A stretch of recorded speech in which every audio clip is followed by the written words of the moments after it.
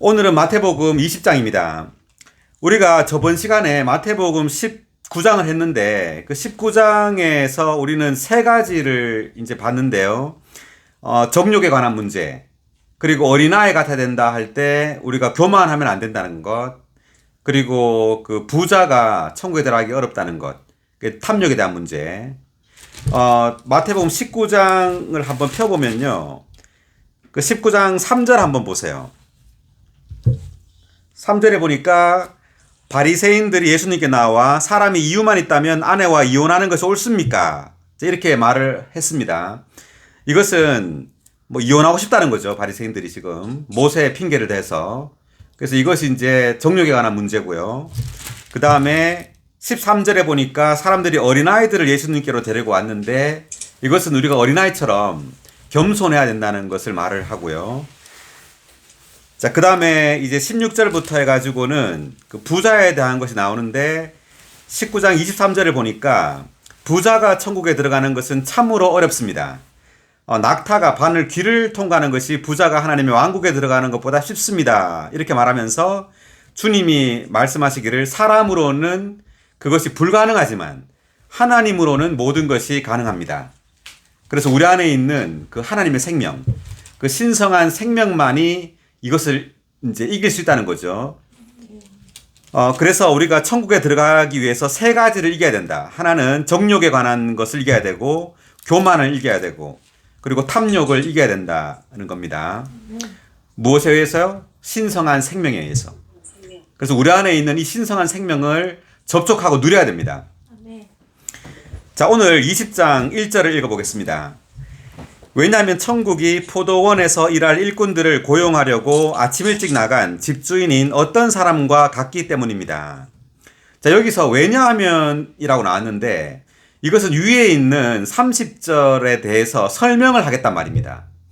30절 보면 19장 30절을 보니까 마지막 절, 그러나 앞에 있다가 뒤에 있게 되고 뒤에 있다가 앞에 있게 될 사람이 많을 것입니다. 그리고 20장에서 왜냐하면 이렇게 나오죠. 자, 그래서 지금 20장에서 무엇을 설명해 주고자 하느냐 하면, 일의 원칙, 즉, 율법의 그 원칙, 우리가 수고함으로 보상을 받는 것이 아니다는 거예요. 그것이 아니라 은혜의 원칙에 의해서 보상을 받는다라는 것을 설명해 주려고 주님은 지금 하나의 비유를 들고 있어요. 20장에서. 한번 보면, 천국이 포도원에서 일할 일꾼들을 고용하려고 이렇게 했는데, 이때 포도원은 천국, 즉 왕국을 상징합니다. 자, 우리가 왕국 안에서 일을 해야 되는데 이때 일꾼들은 제자들을 말합니다. 제자들. 그래서 아침 일찍 나가는데 이때 아침 일찍은 오전 9시를 말합니다. 6시. 오전 6시. 각주를 보니까 이렇게 나오네요. 6시.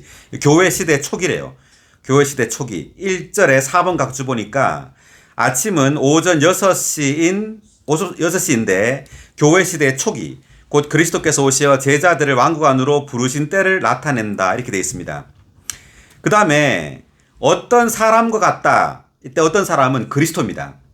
그리스도께서 우리를 왕국 안으로 이끌기 위해서 이제 일꾼들을, 제자들을 고용을 하는 거예요. 우리들을 고용을 한다 이거죠. 천국 안으로. 자, 2절. 그가 하루에 한 데나리온씩 주기로 합의하고 일꾼들을 그의 포도원으로 들여보냈습니다. 하루에 몇 데나리온 준다고요? 한 데나리온 준다는 거죠.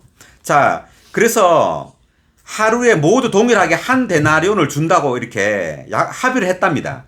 자, 이것은 지금 보상에 관한 문제를 말하고 있는데 우리가 주님을 믿으면 이제 구원을 얻죠. 이 구원에 관한 문제를 말하는 것이 아니라 구원받고 난 다음에 보상을 주는 문제를 지금 말하고 있는 건데 이것은 보상이 모든 사람에게 동일하다는 걸 말하는 것이 아니에요. 자, 이것은 보상이 은혜의 원칙에 따라서 주어진다는 걸 설명을 하고 있는 거예요. 그래서 뒤에 이제 보면 나오겠습니다. 그래서 보상이 동일하다, 같다는 걸 말하는 것이 아니다. 자, 3절. 그가 또 제3시쯤에 나가 장터에서 하는 일 없이 서 있는 사람들을 보고, 이때 제3시는 오전 9시입니다. 그리고 장터는 이 세상을 말해요. 자, 이 세상에서 하는 일 없이 서 있는 사람들. 자, 이 형광펜입니다. 하는 일 없이 서 있다. 주님이 볼 때 이 세상에 있는 모든 사람은 지금 하는 일 없이 서 있는 사람들이에요. 자, 이 사람들이 얼마나 열심히 일을 하건 회사에서 얼마나 열심히 노력하고 돈을 벌건 간에 주님이 볼 때는 세상에 있는 모든 사람은 하는 일 없이 서 있는 사람이에요. 자, 3절에 3번 각주 읽어주세요. 이 말씀은 읽으세요. 읽을게요. 네, 읽으세요. 이 말씀은 천국에서 일하지 않는 사람은 누구든지 세상에서 하는 일 없이 서 있는 것임을 가리킨다. 아멘. 이제 천국에서 일하지 않는 사람은 세상에서 하는 일 없이 서 있는 사람입니다. 주님 볼 때.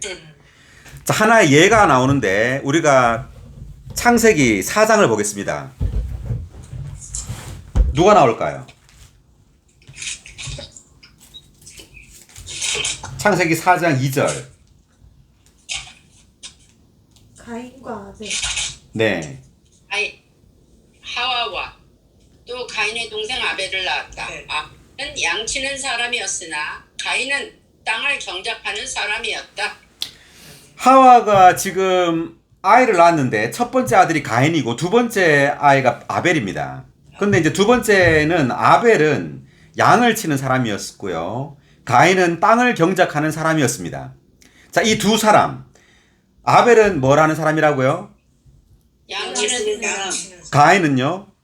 땅을 경작하는 사람. 네. 아벨은 왜 양을 쳤을까요? 재물 드릴. 네. 하나님께 제물을 드리기 위해서 양을 친 겁니다. 자, 그게 중요해요. 양을 쳤다는 것. 제물을 드리기 위해 친 겁니다.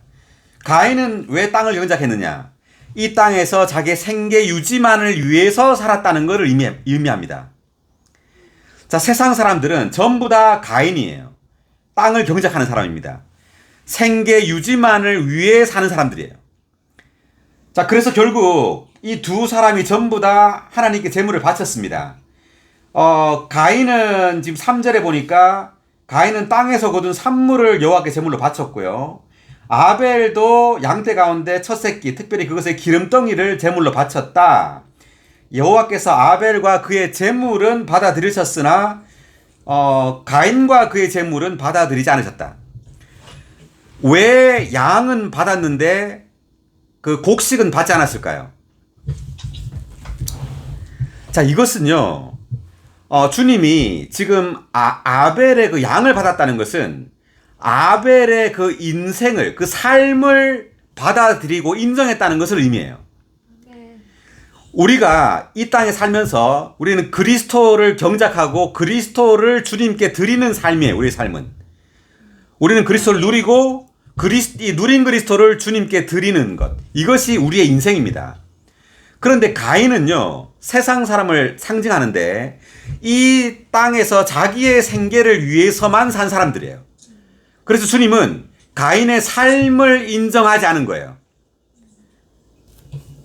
우리가 어떻게 생각하면 가인은 열심히 일했는데 오히려 양치는 것보다 그 곡식을 키우는 게 더 힘든데 왜 가인의 제물을 안 받았지? 그래서 우리는 열심히 우리의 수고를 많이 한다고 주님이 인정하는 게 아니라는 거예요. 반드시 주님을 누리고 우리가 누린 그리스도를 주님께 드려야 됩니다. 자, 다시 돌아와서 마태복음 20장 3절을 방금 읽었는데 장터에서 하는 일 없이 서 있는 사람들. 자, 이것이 바로 이 세상에서 열심히 생계를 위하여 사는 사람들이에요. 자, 이 사람들은 주님이 볼 때 아무 하는 일 없이 서 있는 사람들입니다.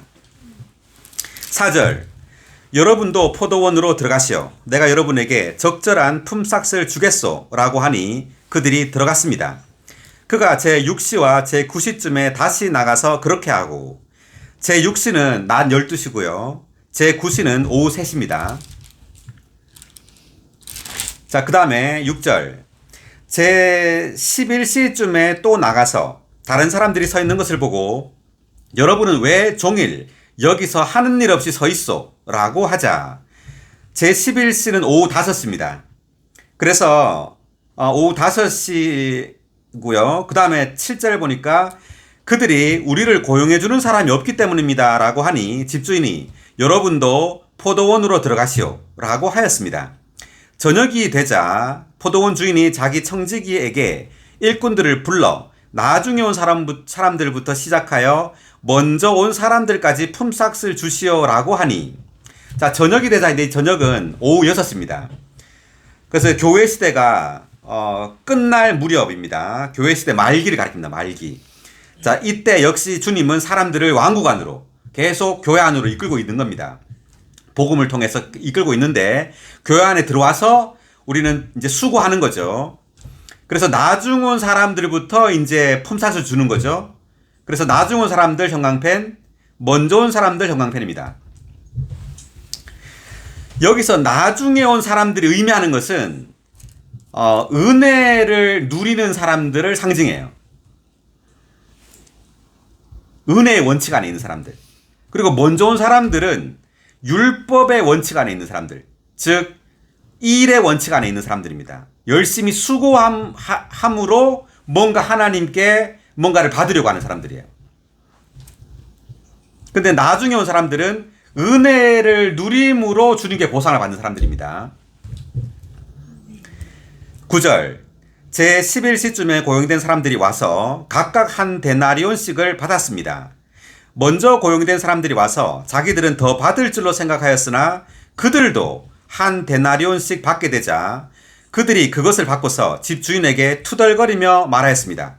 나중에 온 이 사람들은 1시간만 일하였는데도 주인님은 종일 수고하며 타는 듯한 더위를 견딘 우리와 동등하게 대우하였습니다. 자, 이렇게 말했죠. 나중에 온 사람들은 1시간밖에 일을 안 했어요. 그런데 아침 새벽부터 거기 있는 사람들은 더 많이 지금 일을 한 거죠. 근데 주님은 한 데나리온씩 똑같이 줬어요. 자, 그것은 겉으로 볼 때는 이게 주님이 공평해요? 공평하지 않아요? 안 공평하지 공평하지 않아요. 공평하지 않죠. 자, 그런데 이 공평하지 않는 이것을 지금 주님이 예로 지금 이제 들었어요. 자, 그래서 이 사람들이 불평하는 게 당연하죠, 지금. 자, 당연한데 11절에 보니까 집주인에게 투덜거리며 이렇게 말을 했어요. 하면서 주인님은 종일 타는 듯한 더위를 견딘 우리와 이 1시간만 일한 사람들을 동등하게 대우했습니다. 우리 더 줘야 되지 않습니까? 이제 이런 거죠. 자, 우리가 이제 투덜거리다 할 때 생각나는 사람이 있어요. 신약에서. 누굴까요? 내가 막 이렇게 수고하고 있는데, 저 사람은 수고도 안 하고 주님 앞에 앉아서 말씀만 듣고 있네. 자, 우리 한번 찾아보겠습니다. 누가복음 10장. 자, 10장 39절, 40절. 39절부터 42절까지 읽어보겠습니다. 누가 읽으세요?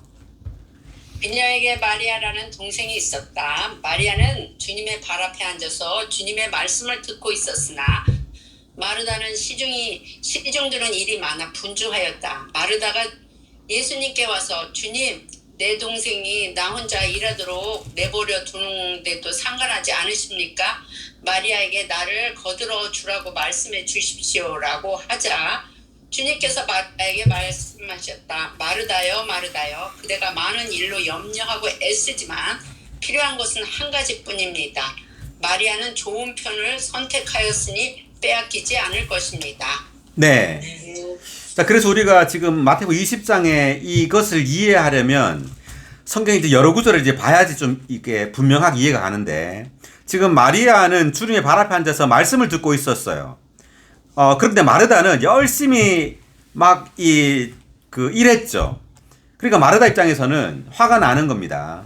난 이렇게 막 열심히 일하고 있는데 동생은 나 혼자 일하도록 내버려두고 지금 주님 앞에 앉아가지고 지금 저렇게 하고 있는데 주님 좀 뭐라고 말 좀 해주세요. 이런 거죠. 그러니까 주님이 오히려 지금 누구 편을 드는 거죠? 마리아 편을 들고 있죠. 예, 마르다요. 그대가 많은 일로 염려하며 애쓰지만 필요한 것은 한 가지뿐입니다.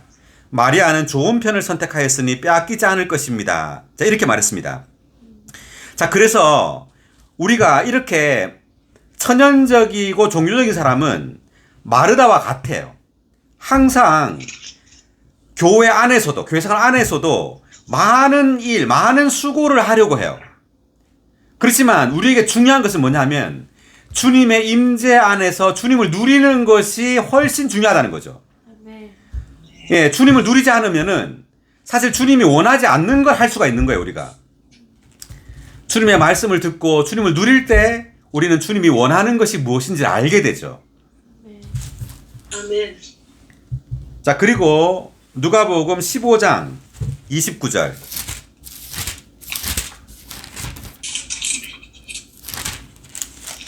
네.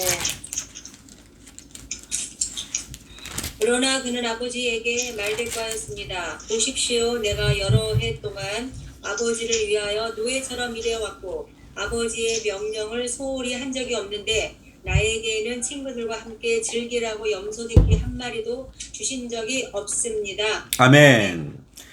그러니까 탕자의 비유입니다. 탕자의 비유에서 탕자는 아버지가 준 재산을 이제 가지고 가서 다 써버리고 집으로 돌아왔습니다.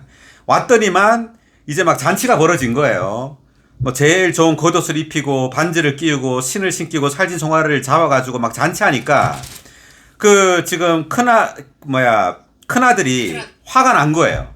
화가 나가지고 나는 아버지를 위해서 노예처럼이란 말이 있죠, 여기 지금 29절에 노예처럼 일을 해왔고 아버지의 명령 소홀한 적이 없는데 나에게는 친구들과 함께 즐기라고 염소 새끼 한 마리 주신 적이 없습니다. 이렇게 말을 한 겁니다. 그러니까 그 31절에 읽어보세요. 누가복음 15, 31절. 그러자 아버지가 큰 아들에게 아들아 너는 항상 나와 함께 있고 내가 가진 모든 것이 너의 것이다. 아멘.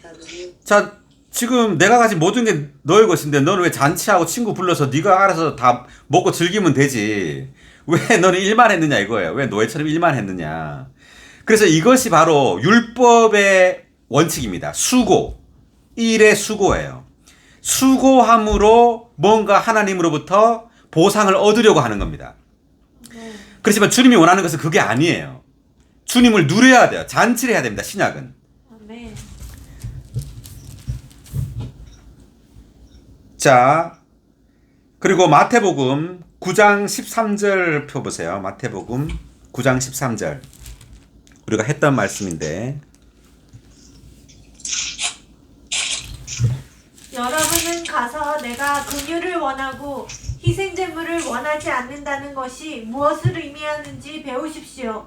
나는 의인을 부르러 온 것이 아니라 죄인을 부르러 왔습니다. 아멘. 내가 긍휼을 원하고 희생제물을 원하지 않는다. 이게 무슨 말이죠? 그러니까 긍휼을 원한다는 말은 하나님이 우리에게 주기를 원한다는 거예요. 우리가 하나님께 뭔가를 주기를 원하는 게 아니라 아멘. 그 희생제물을 원하지 않는다는 것이 사람이 하나님께 뭔가를 드리는 것을 하나님이 원하는 게 아니라 하나님이 사람에게 주기를 원한다는 거죠. 아멘. 그래서 하나님의 은혜를 우리가 받고 누리는 걸 원하는 거지. 하나님은 우리가 하나님을 위하여 무언가를 하기를 원하는 게 아니라는 말이에요. 아멘. 자, 사무엘상 15장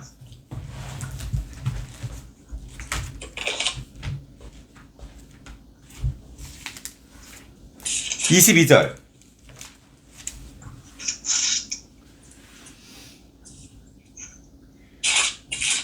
사무엘이 대답하였다. 여호와께서 그분의 음성을 청동하는 것보다 번제물과 희생제물을 기뻐하십니까? 보십시오. 순종하는 것이 희생제물보다 낫고 귀를 기울이는 것이 순양의 기름보다 낫습니다. 아멘. 네, 이게 지금 어떤 장면이냐 하면 그 사울이 아말렉 족속과 이제 전쟁하는 장면에서 하나님은 아말렉에 관련된 모든 것을 다 죽이라 그랬어요.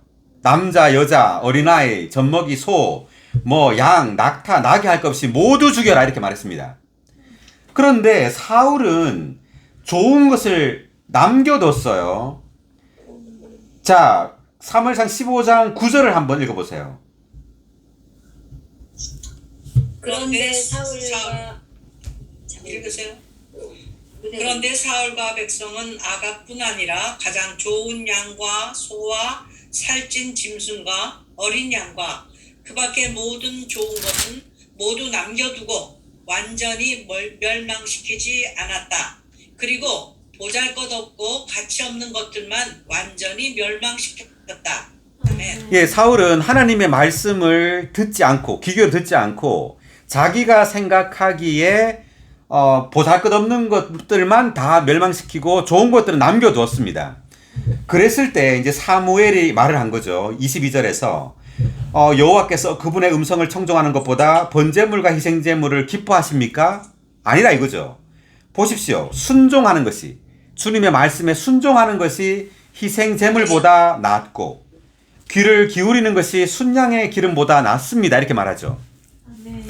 자, 우리가 교회 생활 안에서 하나님을 위하여 많은 봉사를 하길 원할지 모르지만 오히려 하나님은 그런 것들을 원하지 않을 수가 있어요. 아멘. 오히려 나의 말에 귀를 기울여라 이거죠. 자, 우리가 어떤 봉사를 하기를 우리는 막 하나님을 위해서 하기를 원하지만 주님이 내 안에서 그걸 주님이 하지 말라고 할 수가 있죠. 그래서 많은 천연적이고 종교적인 사람은요, 이게 하나님을 위한 것이고 영적인 것이면 다 좋다고 생각해요. 그렇지가 않다는 거예요. 아멘. 우리는 반드시 우리 안에 있는 생명의 느낌을 따라서 무언가를 해야 돼요. 아멘. 우리가 아멘. 갈수록 우리 안에 있는 생명의 느낌을 주의하는 것을 배워야 됩니다. 아멘. 예, 이것이 뭐 좋은 거라고 해서 영적인 거라고 해서 우리가 막 하는 것이 아니라 우리 안에 있는 그 생명의 느낌을 따라서 주님의 그 음성을 따라서 그 음성에 순종하는 것이 더 낫다는 거죠. 아멘. 그래서 이것으로 인해서 사울 왕은 그 왕의 그 자리를 이제 내려오게 됩니다. 자격이 없게 되는 겁니다. 자, 그리고 계속 보면 지금 20장 12절 마태복음 이제 읽었는데 13절 읽어보겠습니다. 그러나 집주인은 그들 중 한 사람에게 대답하였습니다. 친구여, 나는 그대에게 부당한 일을 하고 있지 않소. 그대가 나와 한 데나리온으로 합의하지 않았소. 그대의 것이나 가지고 가시오. 나는 나중에 온 이 사람들에게도 그대에게 준 것과 같이 주기를 원하오. 자, 이렇게 말했습니다. 자, 우리가 한 구절을 더 볼 텐데 고린도전서 15장 10절입니다.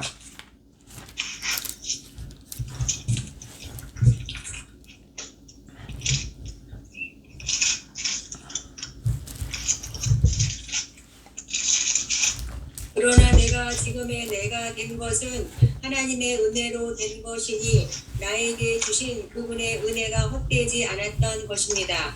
나는 모든 사도들보다 더 많이 수고하였습니다. 그러나 그것은 내가 아니라 나와 함께 하신 하나님의 은혜였습니다. 아멘. 자, 이 구절이 많이 나오는데 여기 보면은 바울이 지금 이 말을 하고 있죠. 내가 지금의 내가 된 것은 나의 어떤 수고나 노력으로 된 것이 아니라 무엇으로 됐다고요? 하나님의 은혜. 하나님의 은혜로 된 것이라 그러죠. 그리고 나는 모든 사도들보다 더 많이 수고했다 그러죠, 바울이. 그러나 그것은 내가 아니라 나와 함께 하신 뭐죠? 하나님의 은혜. 예, 하나님의 은혜였습니다. 이렇게 말합니다. 자, 우리가 수고를 하는데 이 수고를 바울은 자신의 힘으로 했어요? 아니면 하나님의 은혜로 한 겁니까? 하나님의 은혜. 네, 하나님의 은혜로 한 거예요. 자, 그래서 우리가 한 것이라면 우리는 반드시 자랑할 거예요, 이걸. 다른 사람들에게. 뭐, 대놓고 자랑을 하든, 은근히 자랑을 하든. 왜? 내가 한 거니까. 그렇지만, 주님의 은혜로 한 거라면, 이 사람은 자랑할 것이 없어요. 내가 한 것이 아니니까. 그래서 우리가 이것이 내가 한 것이냐, 아니면 주님의 은혜로 한 것이냐는, 내가 자랑을 하느냐, 자랑하지 않느냐, 이거예요. 예, 이것을 내가 자랑한다면 다 내가 한 겁니다, 이건. 아멘. 그래서 우리가 자랑할 것이 없다. 그러니까 우리가 바울이 보면 자랑하는 자는 주 안에서 자랑하라. 이 말은 모든 것이 주님으로부터 온 것이지 나에게서 나의 힘으로 된 것이 하나도 없다는 거예요. 맞습니다. 이것을 깨달아야 된다는 거죠. 그러니까 보상의 문제도 마찬가지입니다. 보상의 문제에 있어서도 우리의 노력이나 우리의 힘으로 내가 주를 위하여 모든 것을 버렸다고 지금 베드로가 말했는데 그 모든 것은 주님이 볼 땐 다 쓰레기예요. 다 배설물입니다. 아멘. 가치 있는 걸 버린 것이 아니에요. 우리가 주님을 누리고 주님을 보면 볼수록 우리는 가치 없는 것들을 자연스럽게 버리게 돼요.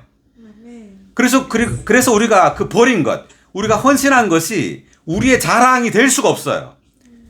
왜냐하면 쓰레기인데 배설물인데 그게 어떻게 우리의 자랑이에요. 당연히 버려야 할 것인데. 아멘. 그래서 우리가 주님의 은혜를 누리면 누릴수록 우리는 자랑할 것이 없고 오히려 주님의 모든 것이 주님의 은혜라는 것을 간증하게 됩니다. 아멘. 아멘. 자, 그래서 다시 20장 14절을 이제 읽었는데 보면 이렇게 막 이제 따지니까 그 주님께서 그대의 것이나 가지고 가시오 이렇게 말했죠. 이것에서 생각나는 게 뭐냐면 베드로가 저 사람은 어떻게 되겠습니까? 이렇게 말한 그 파트가 있죠. 어디죠?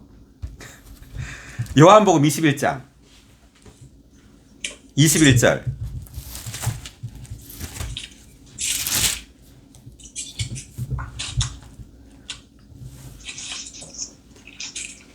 베드로가 네. 그를 보고 베드로가 예수님께 주님 이 사람은 어떻게 되겠습니까? 라고 하니 아니, 계속 그러니까 21절에 보니까 베드로가 이제 예수님께 주님 이 사람은 어떻게 되겠습니까? 이 사람이 누구죠? 요한 유다. 요한이에요.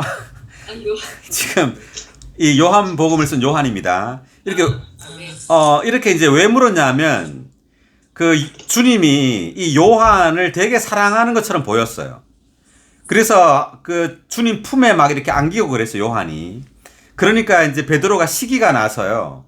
주님 이 사람은 어떻게 되겠습니까? 이렇게 말했어요. 그러니까 22절에서 읽어보세요. 22절.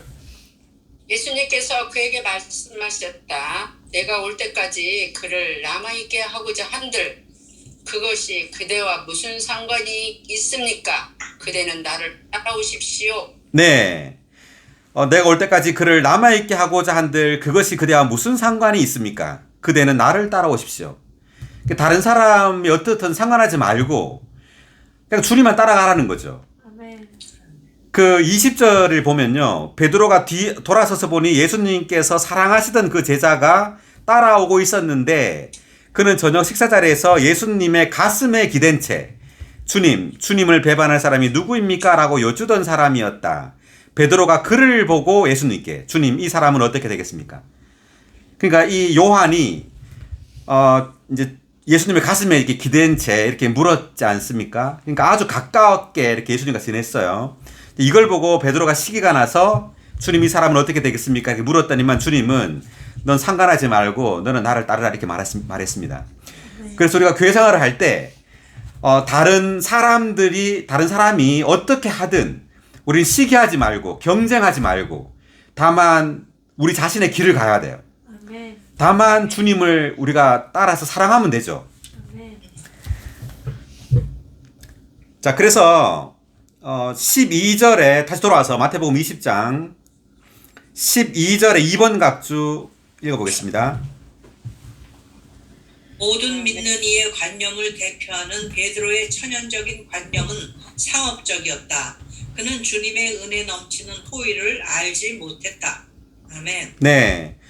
그러니까 베드로의 천연적인 관념. 내가 모든 것을 버렸으니까 무엇을 주시겠습니까? 이제 이렇게 말을 했거든요. 19장에서. 그럴 때 이제 주님은 이것은 천연적인 사람의 관념이다. 예, 내가 열심히 일했으니까 그 일한 만큼 달라는 거죠. 그렇지만 주님은 아니, 나는 열심히 일한 것으로 인해서 또는 네가 나를 위하여 모든 것을 버린 것으로 인해서 보상을 주는 것이 아니야. 네가 누린 그 그리스도, 하나님의 그 은혜를 그 누린 만큼 보상을 줄 거야. 아멘. 그게 이제 15절에 이제 또 분명히 나오는데 볼게요. 15절. 내 것을 가지고 내 뜻대로 해서는 안 된다는 말이요. 내가 선함으로 그대의 눈에 악하게 보이는 거요.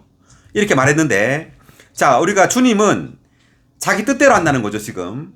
주님 마음대로 한다는 거예요. 이 말이 뭐냐면은 주님은 은혜에 따라서, 긍휼에 따라서 보상한다는 뜻입니다. 아멘. 로마서 9장을 펴보겠습니다.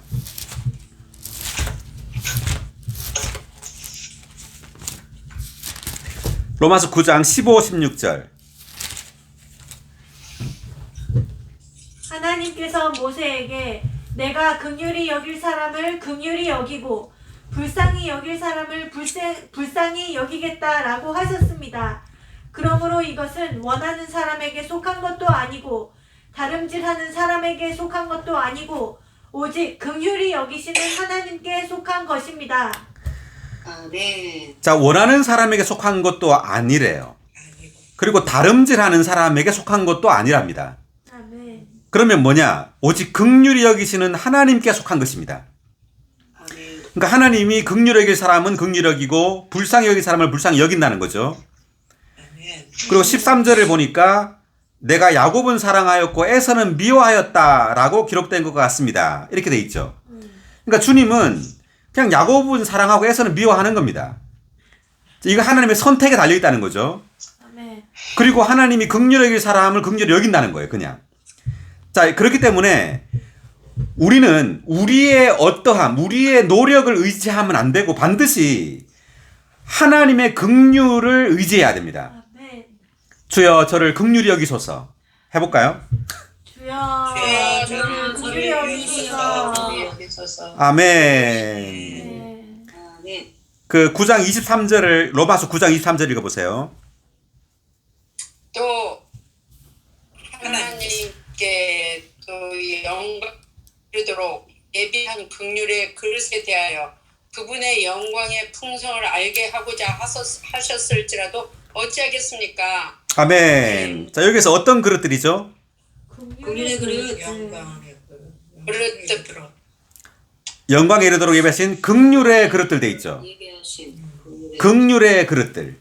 자, 그래서 21의 1번 각주 한번 읽어보세요. 21의 1이요? 21의 1번 각주. 이것은 하나님께서 우리를 선택하신 목적이 그분을 담는 존귀한 그릇이 되게 하려는 것임을 가리킨다. 하나님은 사람을 하나님 담는 그릇으로 창조하셨고 많은 그릇 중에서 우리를 선택하시어 하나님을 담게 하셨는데 이것은 우리를 존귀한 그릇이 되게 하시려는 것이었. 결국에는 하나님께서 그릇들인 우리에게 그분의 영광을 나타내심으로써 우리를 그분의 영광의 그릇들이 되게 하신다.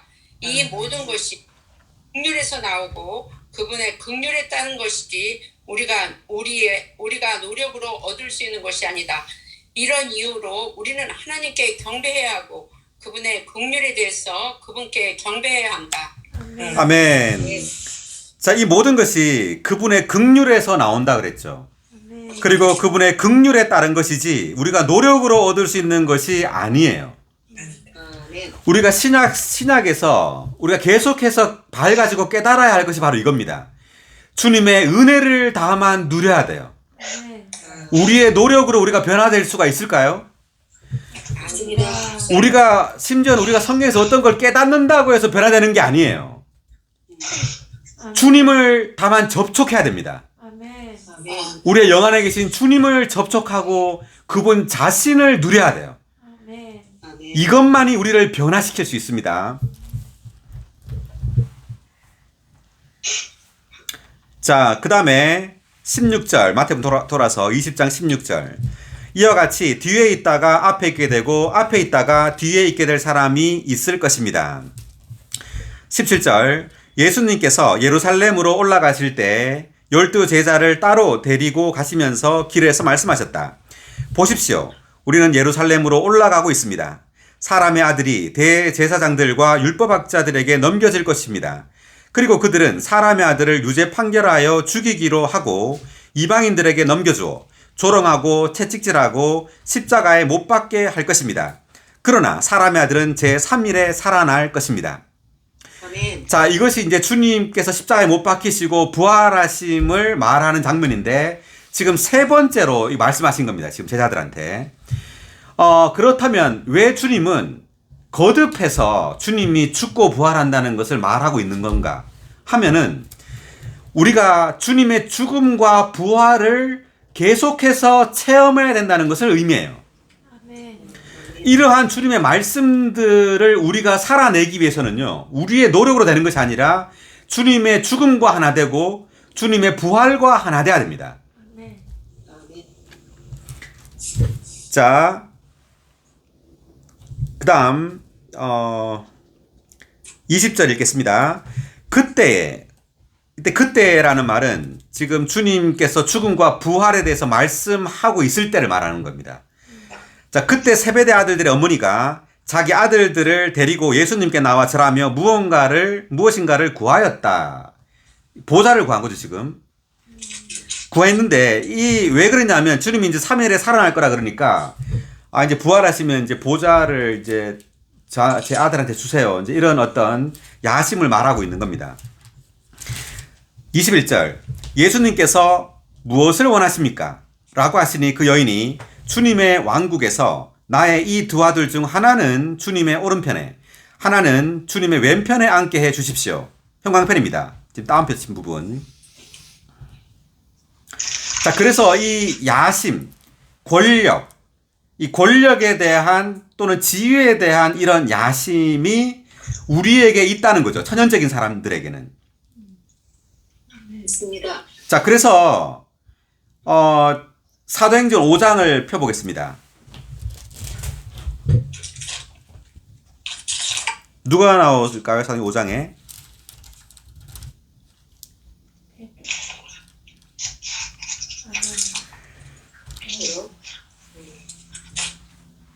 아나니아. 자, 사도행전 5장 1절을 보니까 아나니아? 네, 아나니아 삽비라가 나오죠.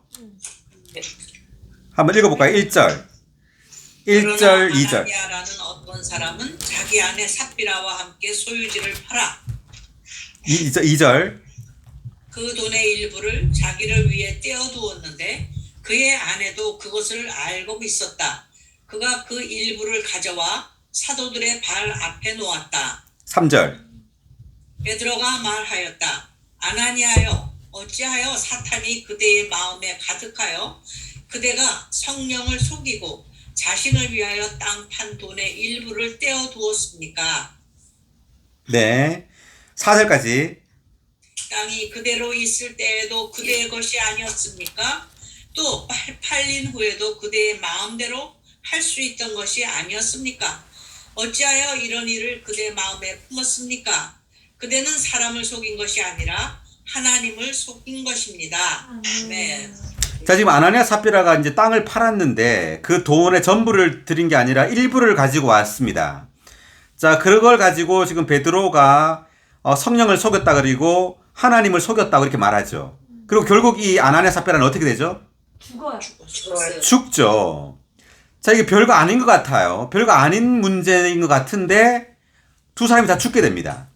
자, 이 문제가 무슨 문제냐면 바로 야심의 문제라는 것을 알아야 됩니다. 왜냐? 조금 드렸는데 마치 다 드린 것처럼 지금 행동을 한 거예요. 자, 우리가 교회 생활을 하면서 우리가 주님께 조금 드렸는데, 조금 헌신했는데 마치 다 드린 것처럼 뭔가를 이렇게 간증을 하거나 뭔가 그런 어떤 태도를 취할 때, 자, 이것은 왜 그러냐면 교회 안에서 높아지고자 하는, 또한 내가 아주 중요한 사람인 것처럼 보이고자 하는 거예요. 예, 이것이 바로 지위에 대한 문제예요. 지위, 야심. 그래서 이것은 심각한 문제라는 거죠. 그래서 우리가 교회 안에서 다른 사람보다 내가 더 주님을 사랑하는 것처럼, 다른 사람보다 내가 더 많이 헌신한 것처럼 보이려고 하는 것. 이것이 바로 아나니아 삽비라 예입니다. 자, 이것은 바로 하나님을 속이는 것이고 이것은 교회 건축을 무너뜨려요. 자, 그래서 지금 우리가 다시 돌아왔어요. 지금 마태복음 20장 21절을 읽었는데 이제 여기서 우리가 이 교회 생활을 이렇게 하면서 주님은 우리의 어떤 진정한 상태에 대한 시험을 하게 돼요. 우리 교회 생활은 우리에게 이러한 우리의 참된 상태를 드러내요. 그래서 우리의 야심과 교만이 드러나게 됩니다. 그럴 때 우리는 처리받게 되죠. 자, 22절 읽겠습니다. 22절을 읽겠습니다. 그러나 예수님께서 여러분은 자신이 무엇을 구하고 있는지도 모릅니다. 내가 마시려고 하는 잔을 여러분이 마실 수 있습니까? 라고 하시자 그들이 마실 수 있습니다. 라고 하니 이때 잔은 무슨 잔일까요? 죽음의 잔. 예, 십자가의 잔입니다. 잔 형광펜이고요. 아, 네. 자, 주님은 십자가에 죽으시죠. 그래서 이들은 이 지금 여기 있는 그 세베대의 두 아들들은 주님께서 이제 죽고 부활한다고 그러니까 부활하고 나면은 저에게 보좌를 주십시오 이렇게 구한 거예요. 그렇지만 주님은 부활하고 난 다음을 생각하지 말고 너는 나의 십자가와 하나 돼야 된다. 나의 십자가의 잔을 네가 마셔야 된다. 즉 십자가의 고난을 통과해야 된다는 거죠. 자, 사도행전 14장 22절 보겠습니다.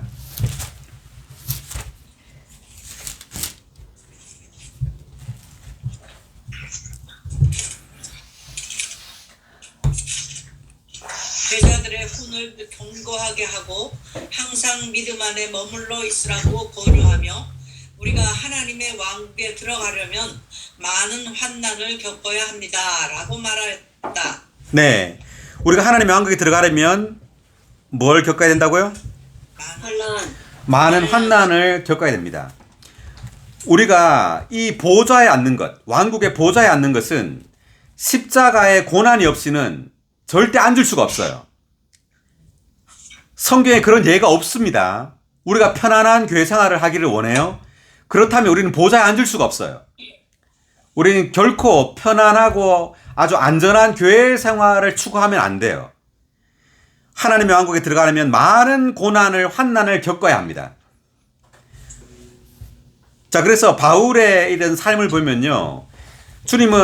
바울은 복음을 전파하고 이 성도들을 목양을 하기 위해서 많은 고난을 겪었죠.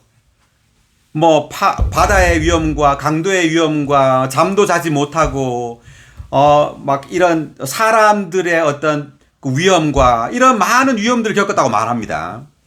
그런 걸 보면 주님은 바울을 사용하시는데 왜 이런 고난을 겪게 하는가? 좀 쉽게 좀 복음을 전하도록 하지. 근데 주님은 그렇게 안 해요. 많은 고난을 다 통과하게 합니다.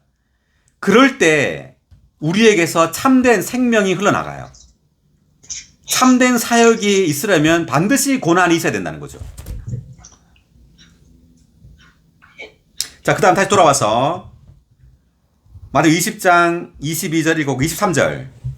예수님께서 말씀하셨다. 여러분이 내 잔을 마실 것이지만 내 오른편과 왼편 앉는 것은 내가 주는 것이 아니고 내 아버지께서 예비하신 사람들에게 주시는 것입니다. 10 제자가 듣고 그 두 형제에 대하여 분개하자. 지금 10 제자가 이 두 형제 야고보와 그 요한을 보고 지금 화가 난 겁니다. 보좌를 달라 그러니까. 왜 화가 났을까요? 자기들도 원하니까. 예, 자기들도 원하는 거예요, 지금. 그래서 우리도 이어갔다는 거죠. 지금 이 두 제자만 그런 게 아니라 우리도 똑같다는 겁니다. 그래서 다른 지체들보다 내가 더 주님을 사랑하는 것처럼 보이고 싶어 하고, 더 영적인 것처럼 보이고 싶어 하고, 교회에서 내가 더 중요한 사람인 것처럼 보이고 싶어 하는 거잖아요.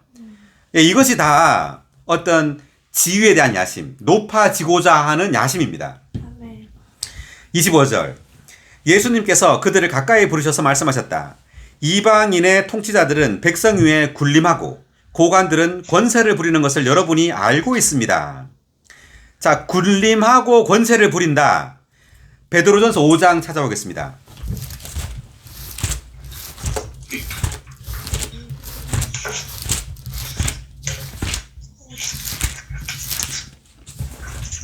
(5장) 1절에서 4절 읽어볼게요.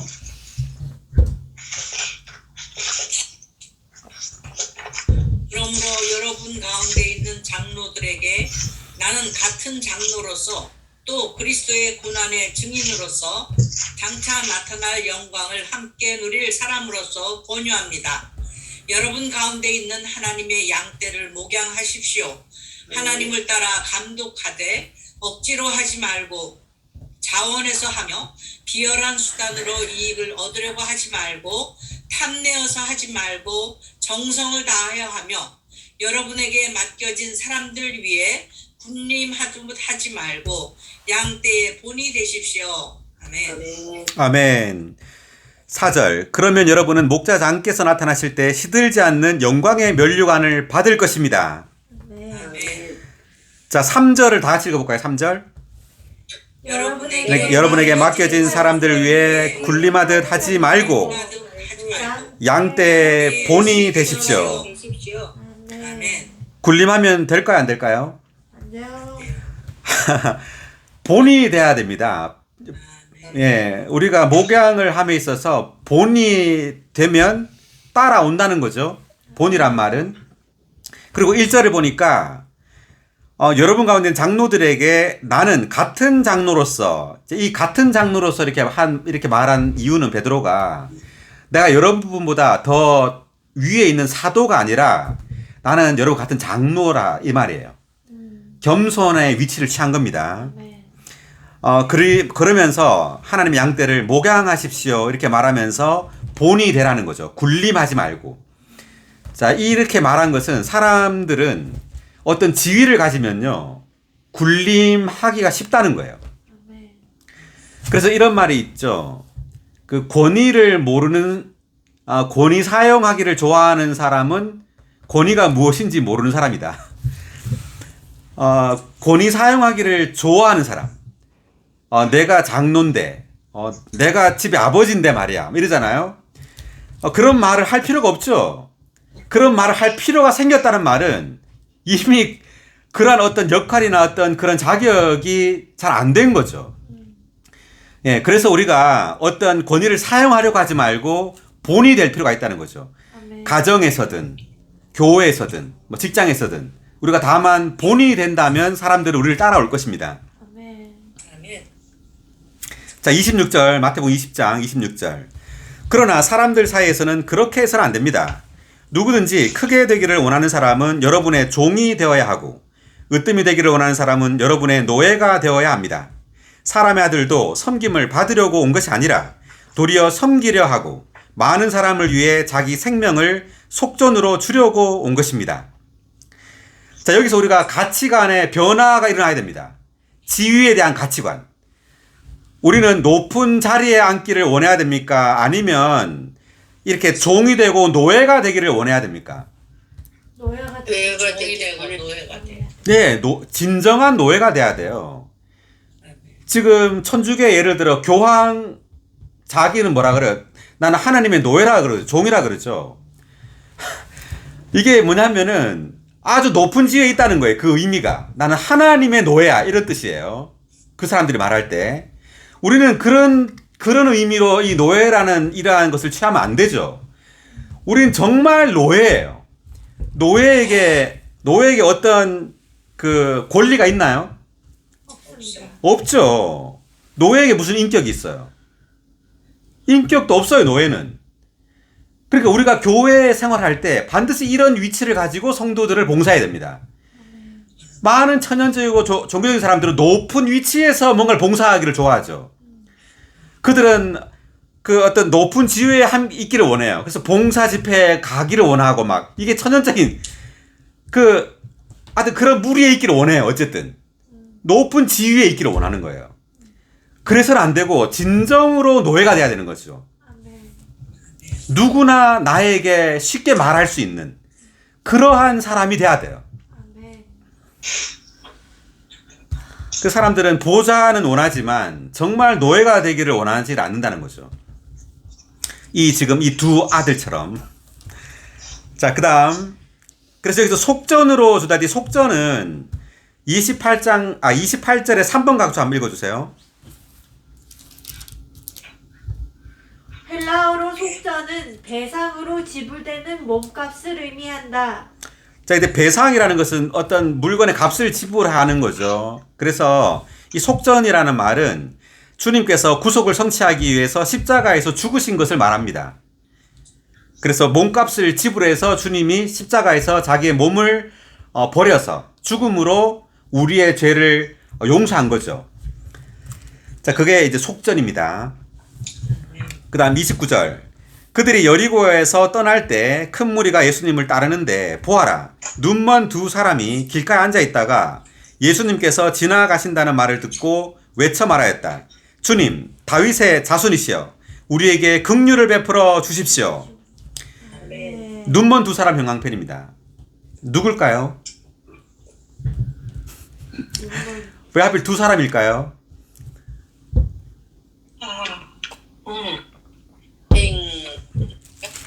이럴 법하죠. 여기 이제 세베대의 두 아들입니다. 지금 이 두 아들을 지금 보고 말하는 거예요. 지금 야고보와 요한을 지금 이렇게 상징해서 말하는 겁니다. 이 보좌를 추구하는 지위에 대한 야심을 가진 사람은 다 눈먼 사람이라는 거예요. 아멘. 뭐라고요? 눈먼 사람. 예, 지위를 가지려고 하는 사람들, 야심을 가진 사람은 전부 눈먼 사람이에요. 아멘. 이 야고보와 요한처럼 이 눈먼 두 사람입니다. 31절. 무리가 잠잠하라고 꾸짖었지만 그들은 더 큰 소리로 외쳤다. 주님, 다윗의 자손이시여, 우리에게 긍휼을 베풀어 주십시오. 아멘. 자, 이거 한번 외쳐볼까요? 주님부터. 주님, 다윗의 자손이시여, 우리에게 긍휼을 베풀어 주십시오. 아멘. 긍휼을 베풀어 주십시오. 아멘.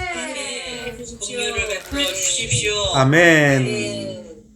해주세요. 아멘. 32절.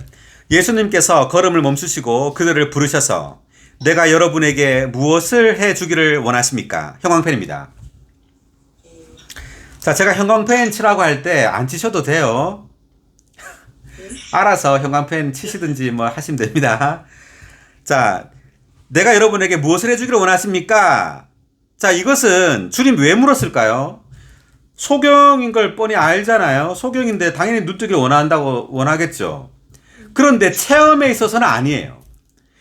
우리의 영적인 체험에 있어서는 우리가 눈 멀었다는 것을 봐야지만 주님께 이렇게 구하는 겁니다. 주여, 눈을 뜨게 해달라고. 아멘.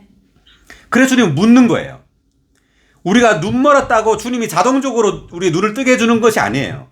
반드시 우리의 원함이 있어야 돼요. 아멘.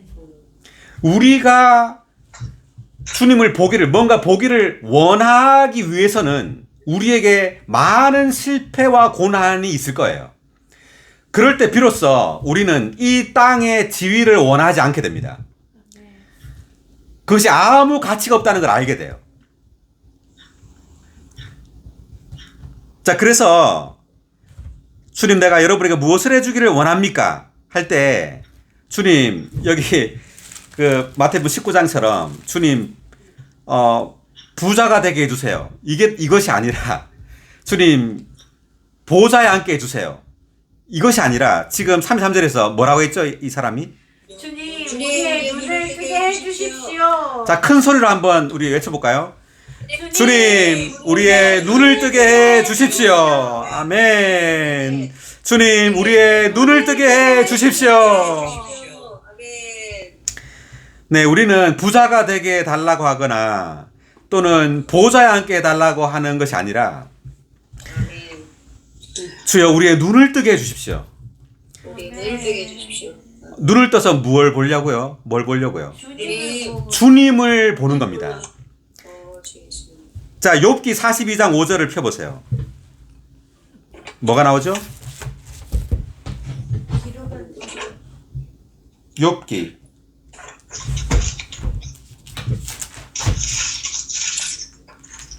이러면 눈도 나는 걸 이제 눈으로 아멘.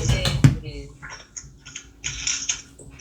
욥기 42장 마지막 장이죠. 42장 마지막 42장 5절. 오, 주 예수님. 제가 주님에게 귀로만 들었사오나 이제는 제 눈으로 주님을 배웠습니다. 아멘. 다 같이요. 아멘. 주님, 제가 주님에 대해 귀로만 들어왔으나 이제는 눈으로 주님을 배웠습니다. 보기 원합니다. 아멘. 자, 이게 욥기 마지막 장인데 욥은 드디어 이제 주님 한 분만을 보기를 원한다는 겁니다. 이게 아멘. 욥은 그 전에 다른 많은 것에 관심이 있었어요. 세상적인 것에도 관심이 있었을지 모르지만 영적인 것에 있어서도 욥은 많은 다른 봉사에 관심도 있고 뭐 지식에 관심도 있었을 테고 많은 영적인 것에 있어서도 있었지만 이제 욥은 이러한 모든 이런 과정을 고난을 겪고 난 다음에 이제 욥에게는 이제 단 하나의 관심밖에 없어요. 이제 주님을 보기 원하는 것. 아멘. 그래서 우리의 교회생활을 하면서 우리가 계속 깨달아 가야 될 것은 뭐냐면 주님의 임재가 모든 것이에요. 아멘. 우리는 다른 그 모든 것들을 다 잃어버릴지라도 주님 한 분을 얻으면 모든 걸 얻는 겁니다. 아멘. 자, 빌립보서 3장, 빌립보서 1장 19절. 왜냐하면 여러분의 간구와 예수 그리스도의 영에 넘치는 공급으로 이러한 일이 결국에는 우리를 구원에 이르게 할 것을 나는 알기 때문입니다. 아멘. 예, 20절. 나의 간절한 기대와 소망은 어떤 일에서도 부끄러움을 당하지 않고 항상 그러하였듯이 지금도 매사에 담대하여 살든지 죽든지 내 몸에서 그리스도께서 확대되시도록 하는 것입니다. 하는 것입니다. 아멘. 바울의 간절한 기대와 소망은 뭐죠? 마지막에 그리스도께서 내 몸에서 하시는 것입니다. 네, 내 몸에서 그리스도께서 확대되시도록 하는 것. 이것이 바울의 간절한 기대와 소망입니다. 아멘. 21절 읽어보세요. 21절. 왜냐하면 왜냐하면 나에게 있어서 삶은 그리스도이고 나에게 있어서 죽음은 유익이기 때문입니다. 이제 바울은 다른 데 관심이 전혀 없어요. 이제 아멘. 이 빌립보서를 쓸 때 바울은 감옥에 있었거든요. 로마 감옥에. 감옥에서 바울은 이제 아무 봉사도 심지어 복음 전파도 이런 모든 것에 관심이 없고요. 다만 그리스도께서 내 몸에서 확대되도록 하시는 것. 그리고 다만 그리스도를 사는 것. 그리고 다만 그리스도를 얻는 것. 이거 외에는 아무 관심이 없는 거예요. 자, 빌립보서 3장 7절 읽어보세요. 7, 8절. 빌립보서 3장 7절, 8절. 예. 그러나 되었던 것을 나는 그리스도 때문에 해로운 것으로 여기게 되었습니다. 아멘. 그럴 뿐 내가 모든 것을 또한 해로운 것으로 여기는 것은 내 주 또 예수님을 아는 지식이 가장 탁월한 것 때문입니다. 아멘. 또 모든 것을 잃어버리고 그 모든 배설물로 여깁니다. 그래서 그리스도를 얻고 아멘. 아멘. 9절 읽어보니까 그리스도 안에서 발견되려고 합니다. 여기까지 보면. 그래서 바울은요, 바울에게 유익되었던 모든 것을 다 해로운 것으로, 배설물로 여긴다는 거죠. 삶을 그것이 좋은 것이든 나쁜 것이든 다 배설물로 여기는 겁니다. 이제 바울의 유일한 관심은 뭐냐면 오직 그리스도를 얻는 겁니다. 아멘. 마치 욥기에서 욥이 이제 제 눈으로 주님을 봅니다 하는 것처럼 이제 우리가 가면 갈수록 우리의 간절한 원함은 다만 그리스도를 얻는 겁니다. 아멘. 자, 다시 돌아와서요. 마태복음 20장 33절부터 다시 읽겠습니다. 그들이 주님 우리의 눈을 뜨게 해주십시오 라고 하였다. 그래서 예수님께서 불쌍히 여기시어 그들의 눈을 만지시니 그들이 즉시 보게 되어 예수님을 따랐다. 아멘. 자, 즉시 보게 되니까 누굴 따르죠? 예수님. 네, 어떤 맞습니다. 지위를 따르는 것도 아니라 부를 쫓아가는 것이 아니라 이제 누굴 쫓아간단 말이에요. 예수님. 예수님. 예, 예수님을 이제 따라가는 겁니다. 아멘. 자, 그래서 우리가 계속해서 우리의 눈이 열리고 주님을 사랑하면 할수록 이제 다른 모든 것들에 대한 우리의 어떤 욕심이나 이런 야심이 없어지고 다만 예수님을 얻기 원하고 다만 주님을 따르게 됩니다. 아멘. 오늘 마태복음 20장 여기까지 하겠습니다. 수고하셨습니다. 네.